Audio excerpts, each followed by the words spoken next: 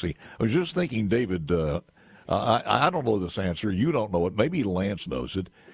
With the song Buy Me a Mule, where were the two commands to go left and right for a mule? Gosh, I don't know. Yaw or he or ye or something. I forgot what it was, but yeah. it was a command for the right command. It was mule language back in those days, but right. That was a long time ago. How are you doing? I'm wet, but I'm fine. I was driving into the studio this morning, but it's rough out there, so I know. Well, listen, I thank you for doing that. You guys gavel in at 10 o'clock this morning, so I appreciate you checking with. You have reappointed the chairman of gaming. This is the first question. What are we going to do, and will it have any more traction this year as far as mobile betting? That issue kind of is where it's been. We had a joint task force. Chairman Casey Urey of Harrison County, now he's the House Chair. We had multiple meetings last fall. There's a detailed report on the peer committee website from those meetings. That's open to the public. Anybody can read it. But politically and policy-wise, it's just a lot more complicated than I think a lot of people realize, and we're still working on it. I don't know what will happen, but we're looking at it. Politically, you mean that there are some people in the Bible Belt who thinks it's a bad idea, or is it maybe some of the casinos? It is some of the casinos. So typically on gaming issues, and there's another gaming issue we can talk about, but we look to the industry to see if they're all on the same page. In this case, they are not. Essentially, if you think you can make more money off the app, then you're inclined to be for it. If you think you can make more money off having bricks and mortar people coming to your bricks and mortar casinos and not as much money in the app, then you're opposed to it. And that's kind of where we've been. And I think, but the session it's a longer session this year, and we'll look at something if the House sends it to us. Normally, you and I would have this conversation about, well, what are the other states doing, how they've done this one. But Mississippi's kind of unique because we're still in the top 3 or 4. I think it's top 3, maybe 4, as far as the number of casinos. So we have a greater collection of smaller and larger, big owners, smaller owners, et cetera, so that plays into it, I would imagine.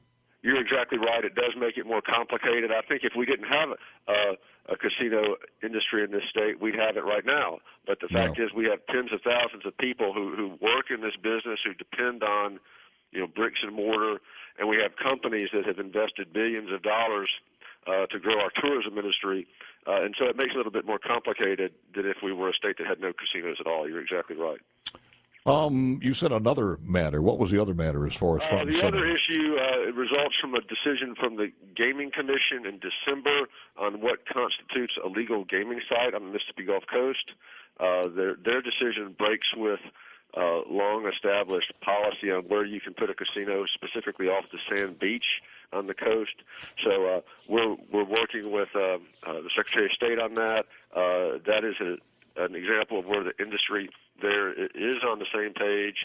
There are plenty of legal gaming sites, but there's some technical issues regarding protecting the public sand beach and leasing authority.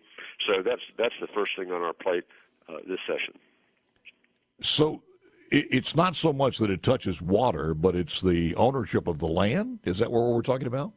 Well, it results from when we moved casinos 800 feet out of the water after Katrina, which was the right thing to do. But the water itself, of course, is the land under the water is state property, and there's been a city down there that's attempting to lease state property, and as a result, essentially could put a casino off the sand beach.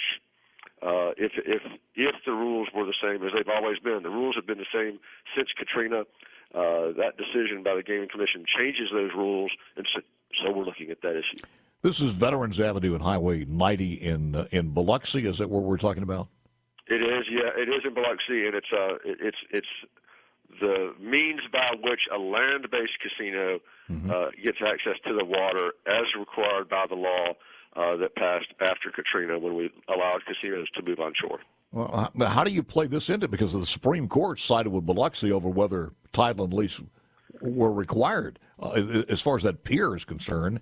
And apparently the company that's doing this, I think their RW Development, has agreed to put this massive pier in for the public. And so you've got to go back and take that into consideration as far as the ruling by the Supreme Court, too, don't you? We do. Absolutely we do. And we can't pass laws to change things that have already happened.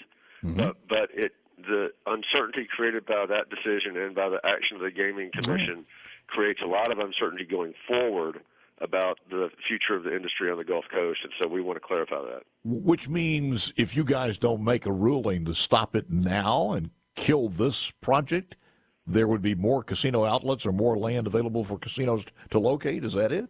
If the legislature writes the law, and the court interprets the law that we write. And so we're going to look at that because it does create uncertainty in the market down there over who can do what. And we've had consistent application of policy under multiple secretaries of state and multiple gaming commissions, and since Katrina that we had a defined set of rules, and there's questions about that now, and we need to clarify that, and that's the legislature's job. I know you get a lot of calls all year long, 12 months a year, on issues that relate to the gaming industry, being the chairman there. Is there anything I'm missing here that might be a story that's going to come up that's headed towards your committee? I think those are the two big issues you've identified. We've got this site location matter on the Gulf Coast, and then we're going to continue to study the mobile sports betting issue. All right, let's talk about education. You're vice chair on education. What's your thoughts on, and you represent Madison, some of Madison, and also Hinds County? I do not represent any of Madison County. I live in Hinds County and represent Jackson, Byram, and Perry. That's the Jackson Public School District and the Hinds County Public School District. That's right, Hinds County. I'm sorry, all of Hinds County. Well, I don't represent all of Hinds County. There are 3 school districts. No, I'm just saying all of your precincts, all of your representation is in Hinds County. Yes, that's right. Would you, because there's some underperforming schools in Hinds County, and let me just say, Jackson Public Schools is a C-rated district. Mm-hmm. Hinds County Public Schools is a B-rated district. And Clinton is always one of the top school districts in the state. So we have an A, a B, and a C district in Hinds County. You feel any appetite at all for any of those areas there, school districts, to, at least as far as the parents and the voters are concerned, to introduce some modicum of school choice? Well, I'm a little confused, to be honest with you, Paul, when I hear people talk about school choice, what they're talking about. Mm-hmm. I mean, as far as Jackson is concerned, does that mean that a student in Jackson who chooses to go to Northwest Rankin or Madison Central can do that? I mean, that would be a choice. Can they do that? Does that mean that a student in Jackson who wants to get a voucher from the state to pay for private school tuition, does that mean that they're going to get that voucher? It's just not clear to me what they're talking about. So I think that we're going to need some more details on whether that will work. I mean, the main point I want to make on education is this. Mm-hmm. For the last 4 years, we have worked together in a bipartisan way. We have not had the partisan fights that we used to have, and I know you remember, Paul, and we have made tremendous progress. We're working together. Schools are doing better. We're paying our teachers. We're increasing funding for schools, and the results are there. Yep. And we have made everybody, Democrat and Republican, ran on the public education progress last year. And we just need to keep doing that. And we've shown that if we do that and we stay out of the ditch on some of these issues, our students, our teachers can deliver. And that's what we need to be doing, and I hope we keep doing it. I will have to admit that I haven't changed. I've adjusted my angst some because I understand the reality of getting a full school choice bill through this year, next year, maybe the next 10 years, to be honest with you. But my resolve on those that are traditionally or historically or generationally failing schools, primarily up in the Mississippi Delta and some other locations in our state, to offer them some type of school choice where the focus is. If we could come out with at least that option in the 2024 session, I think we're doing a wonderful thing for those parents in those schools, bringing some type of competition to them. I want to ask you more. There are some interesting bills that are coming through the House. Not your gaming committee. Is it game? It has been referred to gaming and ways and means on liquor, and we'll talk about that when we come back with David Blount next. I have to be nice now to David Blount, because in the old days it was okay, but now he's an endangered species. He's a Democrat in the House and Senate, so comes with a special designation. Well, yeah, proud to be a Democrat. But I do have an important announcement to make, Paul, and that's this comes from somebody who ought to know, Senator Jeff Tate from Lauderdale County. Tells me that when you've got a mule, G is right and Hall is left. That's it. That's it. If there are any more questions out there, just in case everything implodes and we have to get rid of our gasoline engines and people buy a mule, then they'll be able to get to work because having the directions there. I just wanted to be clear on that. Yeah. There was one other thing. Then this bill is to the House. Go back to casinos real quickly here. There's a bill that goes to the House. I think it's HB 414, and there's SB 2132. Both of them mirror each other. If you win anything in the casinos, you have a winnings at the casino, provide procedures for intercept of child support arrearages.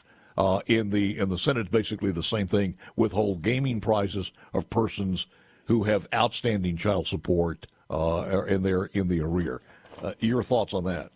I think it's something we ought to look at. I don't know exactly how it would work, but certainly if there's somebody who owes child support and there's a way for us to get that money to that parent, usually the mother who needs it, I think it's worth looking at. So that I've already sent a copy of that to the operators to figure out how we could do it. So I think it's an idea worth pursuing. Sounds like it's got to go back to the software of the casinos itself, as well as the income tax and everything else. But I'm not sure. It sounds like a great idea, but you're right. How do you do that? Yeah. Lottery Clarify Liquor Store is able to serve as lottery retailers is one of them. Video lottery terminals, authorized lottery board to allow with certain restrictions. I don't think that's going to happen, as putting lottery terminals in different places. But, there are machines out there that look and act just like a slot machine, but the software in them are different because they're trying to say that they're not a slot machine, they're a lottery terminal, and you see them in truck stops in Louisiana and stuff like that. I don't think that's right for Mississippi. Again, we have all of the decisions that I make, and I think we need to make with regard to anything that looks and feels like gaming needs to be based. The foremost in our minds needs to be this industry, these businesses, and the people who work there, the billions of dollars that have been invested there, and they're looking at legalizing gaming in Alabama. There's the West Memphis market in Arkansas has hurt Tunica. We've got to protect this industry in Mississippi, and so everything that I get is about. I think about those people who go to work. Well, as we talked to Jeff about, as far as the Lottery Corporation, the people that we have doing retail, all of the outlets that sell these people have been incredible too, and we need to protect them as well. They've done a great job, and they have surpassed all expectations. And it's almost like the liquor stores. For years, we talked about just expanding that. And I'm not too sure that maybe it's time to look at that. There's another bill out there. This I don't think has to do with your committee. But one of the bills wants to allow ownership up to 3 different locations. Now you're prohibited from owning only. You can only own one liquor store. That is the current law. Yeah. Yes, we've got liquor. I mean, all this what we used to call these sin taxes and all this kind of stuff. Seems like there's a lot of them this year, but the fundamental stuff is what you led with, Paul. We're doing right by public education. We need to continue that. We need to. I'm for Medicaid expansion, and I think that discussion is going to continue. And there are different ways to get there, and I'm open to talking to anybody about a way to get there. But the healthcare crisis is not going away, and we've got good chairmen on the House and Senate side, and we need to continue that discussion. And then finally, we've got a meeting with the Lieutenant Governor and MDA folks today over lunch about this big announcement, and I'm excited about that. Well, it's a little bit like the postpartum, that one of the bills that has been authored and dropped is if you are in the poverty level, and I think this is a little over at 133 not 138, but 133 in this particular bill, and you're pregnant, as soon as you become pregnant, you qualify. If you're in that income level, you qualify. I'm not sure who dropped that bill, but it seems I to have one of those somewhere. bills, Representative McGee, I know, and I think Senator Blackwell as well. That example, just like the extension of postpartum benefits last year. Yeah. Originally that was just Democrats doing that. I know. And now I think there are a lot of Republicans who recognize that this is we're going to be right out for of the mother. This is the right thing to do, and it's something, and we can get the federal government to pay for most of it, and we need to do that. So we're going to be out of time here. I got one thing real quickly on the sin tax. I have no idea how much money it brings in, but it's the worst tax in the world, and we need to drop that because it's to the point where it is a sin tax for the legislature to do it by judging others that they don't want that for just dinner wine.